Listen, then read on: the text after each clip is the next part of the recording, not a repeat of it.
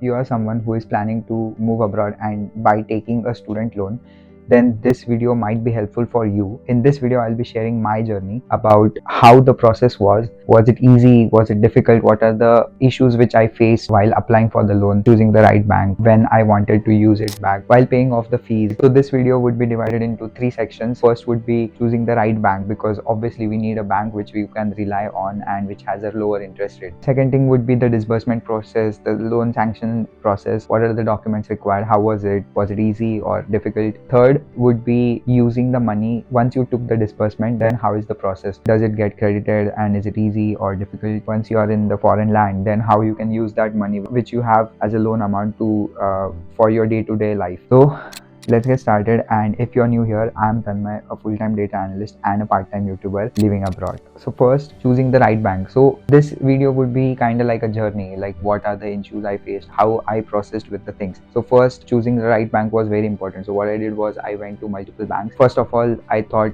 okay, let's go to public sector banks. Hence, I went to SBI, and they said, yeah, they're happy to provide me the loan, but because I was not going for a collateral, I wanted that I take the loan myself without putting any property. And I come from a middle class background, so we didn't had that amount of property which can be kept as a collateral. I was like, I'll go for a non-collateral loan, which means that the bank will look at your admission letter, look at your academic score, and based on that they'll decide if they can provide you the loans. So internally, every bank has a scorecard. Basically, they'll rate your rank your universities. For example, if a university is in USA and it's a very good university, let's say MIT, then the ranking would be really good. So you will get a loan at a lower interest rate, and you'll get a higher loan amount would be sanctioned for you. In my case, I was coming to Ireland and University of Galway to be precise. So my university was ranked, I think, in B or C category. So hence the loan interest rate was fine, like it was 9%, but the amount which I was able to take from them was 15 lakh. Hence I didn't move forward with them because the fee was 18 lakh and I was planning to have a buffer of 10 to 12 lakh so that I can manage the day-to-day expenses. No doubt I was planning to do a part-time, but just in case, to show for the visa process and everything. So one of the bank, now because you are a student and you're looking for masters abroad, then you might have went to various agencies and everything. So the banks also have your email address that or contact details that, oh, this guy might be actively looking for the loan. One of the banks reached out to me saying, if you want a student loan, then we can do the process for you, and it was a good reputed bank. So I was like, okay, let's move forward, let's submit the document. So I submitted the document, and after that, for a month, they ghosted me. Like, there was no response. I kept texting, what's the status, and even like the visa process date was coming near, I had to pay 50% of the fee. So there was no response. I had time, but I'm someone who is well organized, so I want that, oh, jitna jaldi ho sake, it's better. So I kept following up. They literally ghosted me. After that, what I did was I visited the nearest branch of that bank, and they literally laughed at me. Me and my dad went to the branch, and they literally laughed at us, saying, are you guys stupid? Your file is in Mumbai, you are living in Pune. I was like, how is that our problem? You guys approached us about the loan, and then based on the address, based on the documents I shared, then you should have kept the file in Pune or whatever. You have allocated the file to the wrong region. Can you not do it internally and just take the process further? They said, no, it's gone, you have to contact that same person, we can't do anything here. I was like, this is crazy. Well, anyways, so I was pissed off, so I tweeted tagging the bank, and they replied me within 2 days and said, you know what, let's sanction the loan. And okay, I'll come to that sanction part later, but this was the scenario. Next, I was like, okay, I cannot rely on them for this huge thing because of all this fiasco. So what I did was I was still researching, and I went to another bank, and then I submitted the documents. Everything went well, and I remember that I was asked to submit few documents with attested, like I have to sign and then submit the documents. So they invited me that come to the branch and we'll get all the paperwork done, and I was supposed to meet the manager. I went there. The guy told me that he is in a meeting, so you have to please be seated for a while. The guy came after 2 hours. He was in the office. He knew that I was there. He was in the office for 2 hours. I called and everything. I was waiting there 2 hours because I was the person who was needing the loan, right? I think I felt it was waste of time on my end, and this shouldn't have happened, but this is the real process. Then I met that person. She gave an assurance that, oh yeah, now I have all documents and everything would be sanctioned and everything. So in 2 days, again, that loan was sanctioned. So now I have two banks who are ready to give me the sanctioned loan. So what I did was, I did the first bank, obviously, because tweet and everything I did.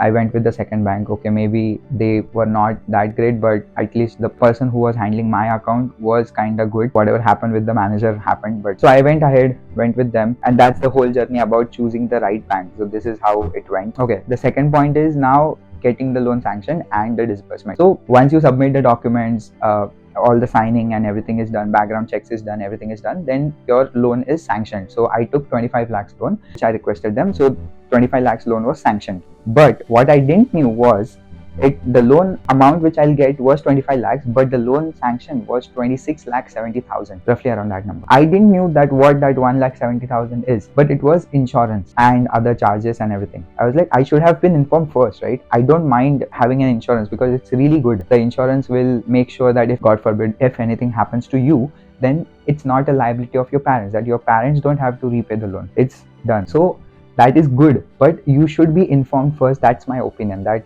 okay, these are the charges, will be the actual loan amount. But because now I've already digital bank and now I'm moving forward and the visa date was there, I was like, okay, let's go forward, let's get the sanction, let's get the disbursement, and let's get it done with. So next part is disbursement. So I requested them, you know what, I have to pay 50% of my fee, so just disburse 50% amount, which I'll be needing right now, and then later on I'll disburse the other amount. But they disbursed 100%, and then they convinced me that, you know what, maybe there are so many students coming up, so if you take the disbursement now and then later on if you need the money to take the disbursement, then it might take a longer time and then you have to wait, you have visa and everything. So they kind of like convinced me, you will also get 7% interest rate on the disbursed amount and everything. I was like, okay, fine. But which I didn't knew was, if the amount is sanctioned, then you don't get any interest rate on that. You start getting interest rate on the disbursed amount. So if I disburse 50% of my loan amount, then I'll get the interest rate on the 50% amount, not the whole 2670. I was like, okay. The interest rate was 11%, which we agreed to. But because it was flexible interest rate and RBI decided to jack up the repo rate due to inflation and everything, so the interest rate went to 12.75. Currently it's 12.75. So basically 12.75 is the interest rate. 7% they are giving me as interest on the savings account and everything, which is like I'm still losing 6.75, which is crazy. I didn't understand that then because I had so many things, visa and everything going on, and they literally convinced me to do it. So I was like, okay, fine, let's move forward. I took the loan. But in all this process, the mental pressure started piling up that, dude, I have taken all this loan, it's 12.75 now, how would I pay it back? Once you take the disbursement, the interest rate will start piling up, and even though in the moratorium period you don't have to pay any EMI, you don't have to make any payments, but the interest will start piling up. So if you have taken 26 lakh or 25 lakh as a loan, your interest for 2 years, what the mistake I did was my interest then went to 33 lakhs. Like my principal amount went to 33 lakhs because all the interest piling up and everything. I made huge mistakes. I've made a video about it. You can click here and check it out if you want. But yeah, this was crazy. So what I did was, one of my neighbor was actually working in a small finance bank. Obviously his bank couldn't finance this much amount of loan, so but he helped me through the documentation. So what he did was, he read the sanction letter, he read everything. Then I asked him about, are there any clauses about repayment or anything like that? Then he highlighted that there is a clause saying for 6 months I can't do any part payment. So if the loan is disbursed now, I can't make any part payment for 6 months, which wasn't informed before. It was there in the contract, and okay, obviously this is my mistake, but I don't, like, someone who is taking the loan for the first time should have read the documents. But he mentioned that this is the thing. And second thing is, I can't pay more than 25% of the principal amount in a same financial year. Obviously I don't have that money, I'm just a student, I won't be earning that to pay it back off like more than 25%, but I can pay off all the amount. But it wasn't the case, and it was because of him I got to know all this thing. I was aware, and then I started saving, and then once that condition is lifted off, then I can, pay it back, and also made sure that the interest is then paid off first, and all that thing is covered in the, I'll make a video about it as well. But I really thankful for this guy, my neighbor, who helped me out through the process, understanding all the 6 months thing and everything. Let's move on to the third part, which is once you get the sanction, once you get the disbursement. So now I have all the disbursement, a whole 25 lakhs. I paid off 50%, went for my visa appointment, everything was well. Now I moved here, so I came in September 2022, and I paid the 50% fee, and now the second half, like which is next 50% fee, I am supposed to pay by 30th January 2024. Now what happened is, in January I emailed that person, the manager, that like I have to pay the rest amount, please remove the lien. So what happens is, when you take this much big amount, it's not like you can use it right away. You have to give proof that where are you using that amount. So that amount is locked, lien, just to put in a banking term, it's lien. So you have to unlien that amount by emailing them, okay, this is the purpose I'm going to use it, and it's an education purpose, because it's an education loan, you can't use it for anything else. So they asked me all the proofs, all the fee receipts, all the traveling expenses, everything, flight tickets, whatever I have used my loan amount for. So I gave all the details, and then they were like, yeah, we'll get back to you, and they ghosted for like a week. I kept contacting her, and she said like, I left the company, so contact the other person, other guy. I contacted him, he said even he left the company, and then I contacted the other person. It was just a hell of a rabbit hole where I have to contact every single person and then reach out to them. And then after all this emailing back and forth, I submitted the documents. Still they were like, you didn't submit the document, just send it over email and it's not sanctioned and all that. I was like, okay, these are the documents. I kept sending. I sent twice over the email, and on 29th January 2024 the amount was released and the fee was paid. I was like, yeah, the university would have given me the extension, but the mental pressure, right? You can't meet the deadline. It's crazy, like seriously. Anyways, that was the process, like using the disbursement amount for paying off the loan. Let's move on to the fourth part. When I am trying to make part payment, I am trying to repay the interest rate or whatever is that. So basically how it happens is, if you are making a part payment other than EMI, then the principal amount get deducted. Now there's one more condition, like as I mentioned, that 6 months you can't do it, and you can only do 25% of the principal amount in a financial year, which was completely fine. Now they don't have any online system to do it. So every time my dad has to go there, submit the check, and then come back and get the all process done. And when he went to the bank to deposit the first part payment check, the bank was like, we don't know how to do it. It's like, come on guys, you are sitting in a bank. When he went there for the first time, he had to wait there for an hour to convince them, okay, this is this, at least let me talk to the manager, maybe he might know it. He was like, no, they don't know, and everything, all that. So it's like, it's my loan, I'm paying it back, and there were so many friction. So while taking the loan, all the banks are very sweet. Everyone is like, oh yeah, they'll give you the home delivery service, like they'll come to your place and all that, sign the documents. But when you're trying to pay it back, that's when the problem starts, when they'll be like, oh no, it doesn't happen, this is the condition, that is the thing. So I contacted this neighbor of mine, and then he told that there are few he knew someone who is working in the bank, obviously, because everyone is working in the bank, and he might know someone. So he contacted them, and then they reached out to my dad, and things got sorted by the upper management. And then now every time my dad goes and pays the check, it's working smoothly now. But again, the thing is, the bank is 10 kilometers away from my place. He has to again go there, and he's a working professional, he has to take leave or something for that. So it's really crazy.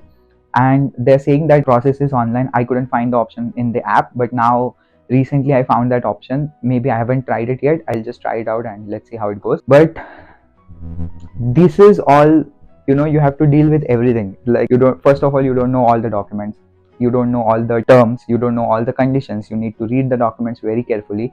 Thankfully, I had this neighbor of mine who helped me a lot during the process, and I'm really thankful for him helping me out. Thank you so much. But one thing here is, not everyone is privileged with a neighbor like this who can guide them or everything, and that's where GyanDhan comes into picture.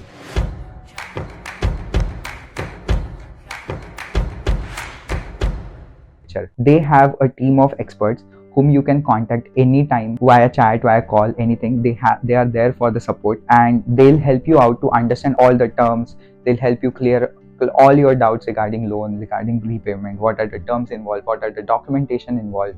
You don't every time have to carry all the documents and go to each bank to do it. So how GyanDhan works is, they have partnered with a lot of banks, small finances, and NBFCs, which are really reputed names. So what they do is, they take your application under GyanDhan, and then they themselves check which bank would be suited for you for the lowest interest rate. They guarantee that you'll get the lowest interest rate possible. They provide all the support, whatever questions you have, everything. They even have this online portal where you can go to. So I'll just put a b-roll here of the dashboard. You can go here, click here, go on the dashboard, put all your details, put your university, put the course, put the required amount you need, and then you'll get a rough estimate about EMI. They even have the EMI calculator on the website. They have all the tools related to loan and everything. So you can go on this tool, put all the information, and when you submit the form, you'll get a rough estimate about what would be the interest rate which you can expect, and what would be the EMI which you can expect. So that is really handy, and they cover all the major countries: UK, US, Ireland, Canada, Australia, all the major countries, major cities, everything, all the major universities. The best thing is, until now they have helped a lot of people. You can check here on their website, and even you can check all the loan partners. Now you'll say, but you had very bad experience with the banks, but and now you're saying that you have to with someone who is also partnered with the same bank. Would it be not like, isn't it two minds? It's not, because so basically GyanDhan is someone who is providing clients to the bank, and if the clients are not happy, GyanDhan will not provide them to the bank because it's on their reputation. So they make sure that the banks are working well. The person who are you contacting in the bank or anything, that is very streamlined, and hence the bank is liable to give you the best service possible. And it's not just while taking the loan, they'll be with you after taking the loan. If you have any queries in the disbursement, everything, they'll just help you. And you know what, the best part is, everything is free of cost. They don't charge you for anything. There's no hidden charges, nothing at all. It's all free of cost. So the link is in the description. Go check it out, check their website. If you want, just have a look at their form, and see how it goes. Maybe do a discovery call with them, and it's your decision. Maybe things will get sorted if you have someone who can help you out. So that's it. If you have any queries or the mistakes which I spoke about, or things which you need to look out while taking the loan, then check out this video here, and there's a playlist where I talk about backpacking and everything. If you're further down in the process of moving abroad, then you can check the playlist here which I have curated specially for you. So thank you so much for watching, and see you in either of them video. Bye.